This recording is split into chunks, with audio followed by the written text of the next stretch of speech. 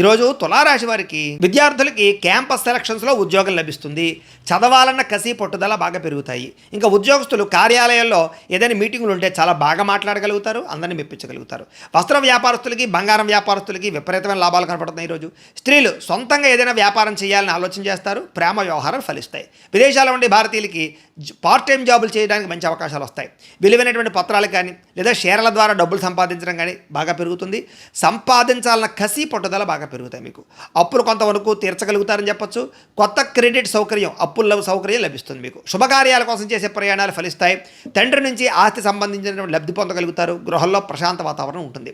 చిన్న చిన్న వివాదాలు పరిష్కారం అవుతాయి. ఆరోగ్యం కోసం ఆహారపు అలవాట్లలో మార్పు తీసుకొచ్చుకోగలుగుతారు. వ్యాయామం కూడా చేయగలుగుతారు. ప్రేమికులు శారీరకంగా కలవడానికి ప్రయత్నం చేస్తారు. ఒకరినొకరు అర్థం చేసుకోగలుగుతారు. భార్యాభర్తలు మీ కుటుంబం కోసం కలిసి ఒక చిన్న మంచి నిర్ణయం తీసుకోగలుగుతారు. అలాగే పాత ఇల్లు మారడం కానీ కొత్త ఇల్లు కొనే ప్రయత్నం కానీ సఫలీకృతం అవుతాయి. ప్రతి విషయాన్ని కూడా కొత్తగా ఆలోచించి విజయాన్ని అయితే సాధిస్తారు. శివుడు అంటే మీకు ఇష్టమైతే కనుక ఆయన్ని తలుచుకుని ఒకసారి లైక్ చేయండి. ఆయన ఆశీస్సులు లభిస్తాయి. అలాగే రేపటి రాశి ఫలం కూడా మీకు రావడానికి సబ్స్క్రైబ్ చేసుకుని ఫాలో అవ్వండి. ఇక్కడ కనపడుతున్నటువంటి ఈ లింక్ మీద మీరు క్లిక్ చేసినట్లయితే ఈరోజు ఇంట్లో శివుడికి ఎలా పూజ చేసుకోవాలో వీడియో వస్తుంది.